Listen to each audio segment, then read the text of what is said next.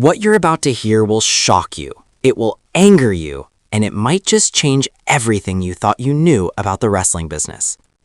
These men and women stepped into the squared circle. They heard millions chanting their names. They main evented WrestleMania. They sold out arenas from New York to Tokyo. They made WWE billions of dollars. And then, the company turned its back on them.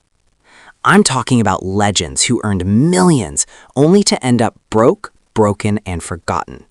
Warriors who gave their bodies, their health, and their lives to this business, only to be cast aside like yesterday's merchandise.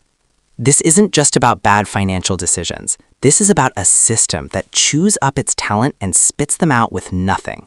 In WWE, they don't want you to know these stories, but we're about to expose it all. This is WrestleScope, and you're watching 10 WWE wrestlers who went broke after retirement. If you're new here, please don't forget to like and hit the subscribe button for daily updates on WWE Raw. Number 10. Kamala, the Ugandan Giant. James Harris. You knew him as Kamala, the Ugandan Giant, a character that drew massive crowds in the 1980s and 90s. This man worked programs with Hulk Hogan, The Undertaker, and Andre the Giant. He was a draw. But here's what WWE doesn't want plastered on their corporate website. In 2011, Kamala was living in poverty in Mississippi. Poverty. This is a man who filled arenas, but he couldn't afford basic medical care. He lost both of his legs to diabetes. Both legs gone.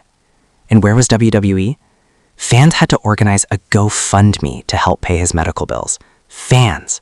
Not the billion-dollar corporation that made millions off his character. Fans who remembered the Ugandan Giant had to dig into their own pockets because WWE didn't have a responsibility to help their former talent. Kamala died in 2020 at 70 years old, having spent his final years struggling financially. A man who entertained millions died with almost nothing to his name. But here's the part that should make you furious. WWE used his image, his likeness, and his legacy to sell merchandise, video games, and WWE Network content right up until his death. They profited off Kamala while he struggled to afford his medications. Let that sink in. This isn't just sad, this is criminal negligence by a company that claims to care about its legends. And Kamala's story? It's just the beginning. Number 9. Jake the Snake Roberts. Jake the Snake Roberts is one of the most iconic wrestlers in WWE history. His psychological warfare in the ring was legendary. That DDT, revolutionary. His promos, absolutely masterclass. But after he left WWE, Jake's life became a nightmare. Drugs, alcohol, homelessness. Yes, homelessness. There was a period where Jake the Snake Roberts, a man who main evented Madison Square Garden, was living on the streets. In the late 2000s, Jake was broke, addicted, and according to multiple interviews, weighing around 300 pounds and waiting to die. His own words. A WWE Hall of Famer was waiting to die because the business had destroyed him from the inside out. Now, Jake's story has a somewhat redemptive arc thanks to Diamond Dallas Page, who took him in and helped him get clean through DDP yoga. But here's the question that should enrage every wrestling fan watching this video. Why did it take another wrestler to save Jake Roberts? Where was WWE? Where were the millions of dollars they made off his matches, his action figures, his video game appearances? Jake had to hit rock bottom before someone stepped in, and it wasn't the company he gave 15 years of his life to. It was a fellow wrestler who saw a brother in need. WWE waited until Jake was cleaned up and presentable before bringing him back for Hall of Fame inductions and nostalgia appearances. They waited until someone else did the hard work, then swooped in for the publicity. That's not compassion, that's exploitation. And the worst part? Jake's story of addiction and financial ruin was so severe that a documentary called The Resurrection of Jake the Snake was made just to document how low he'd fallen. A cautionary tale about what happens when WWE is done with you. Number 8. Ric Flair, the Nature Boy. Wait, Ric Flair? The 16-time world champion? The limousine-riding, jet-flying, kiss-stealing, wheeling-dealing son of a gun? Yes, even the Nature Boy went broke. Ric Flair is arguably the greatest professional wrestler of all time. He's the measuring stick. He's the gold standard. And at the height of his career, Flair was making incredible money. But here's what happened. Divorces, bad investments, IRS problems, and a lifestyle that cost $50,000 to $75,000 per month to maintain. Flair has admitted in interviews that he spent almost everything he ever made. In 2011, Flair claimed he was completely broke, He owed the IRS over $500,000. He had jewelry seized. His ex-wife filed claims against him. This is a man who was synonymous with wealth and excess, and he was broke. Now, you might say that's Flair's fault for living beyond his means. And sure, there's personal responsibility here. But let me ask you this. Why did WWE pay their top guys in the 1980s and 90s like they were expendable? Why didn't WWE provide financial advisors? Why didn't they structure contracts to include post-career security? Because they didn't care. You were only valuable while you could perform. After that, good luck. Flair had to keep wrestling into his 60s and 70s not because he loved it, but because he needed the money. His retirement matches kept coming because he couldn't afford to actually retire. WWE Hall of Famer, cultural icon, broke. And WWE, they kept selling Ric Flair merchandise, Ric Flair action figures, and Ric Flair DVDs while the man himself struggled to pay his bills. You seeing a pattern here? Number 7, Virgil, Mike Jones. If you've been to a wrestling convention in the last 15 years, you might have seen Virgil sitting at a table, often alone with a sign that reads Virgil and stacks of 8x10 photos. It became a meme. People mocked him. Social media accounts like Lonely Virgil documented his sad convention appearances, where sometimes no one would approach his table. But this isn't funny. This is tragic. Virgil, whose real name is Mike Jones, worked as Ted DiBiase's bodyguard during one of WWE's hottest periods. He was on national television every week. He had an action figure. Kids knew who Virgil was. But after WWE, nothing.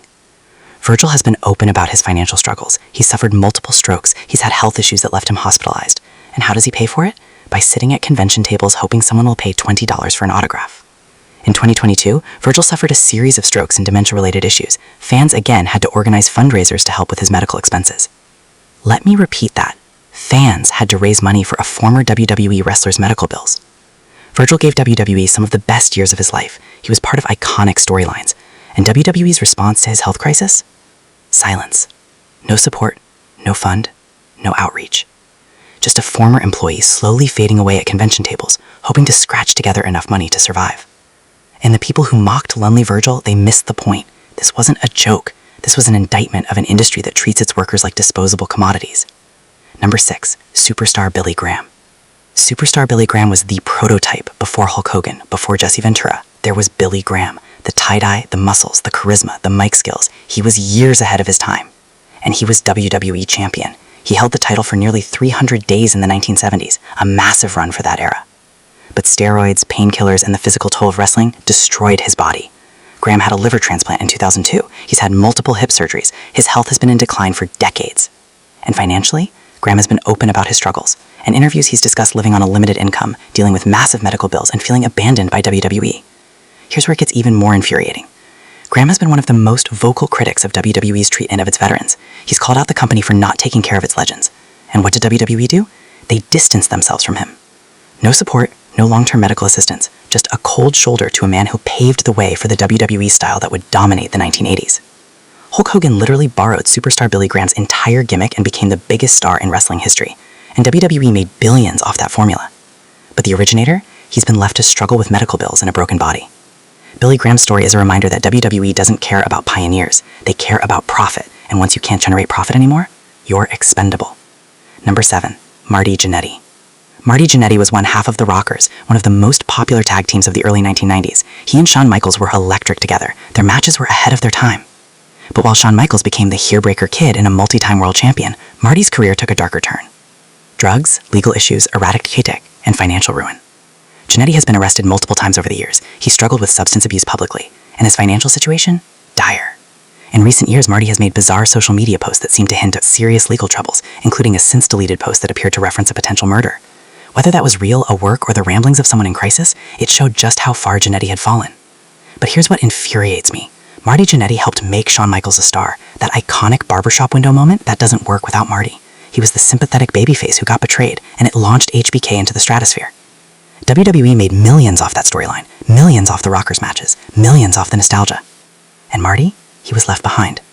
No rehabilitation program, no financial support structure, no outreach when it became clear he was spiraling. Just another forgotten wrestler who gave everything to the business and got nothing in return. Number 4, One Man Gang / Akeem. George Gray performed in WWE as both One Man Gang and Akeem the Ugandan Dream. He was a monster heel in the late 1980s. He worked with Hulk Hogan, Randy Savage, and other main event stars. But after his WWE run ended, Gray's life fell apart financially. In 2011, Gray did an interview where he revealed he was homeless and living in his car. Homeless, a former WWE main eventer was living in his car. Fans rallied around him, and eventually Gray was able to get back on his feet with help from the wrestling community. But the question remains, where was WWE nowhere to be found? This is a man who worked Madison Square Garden, who was in WrestleMania matches, who was on national television every single week during one of WWE's boom periods.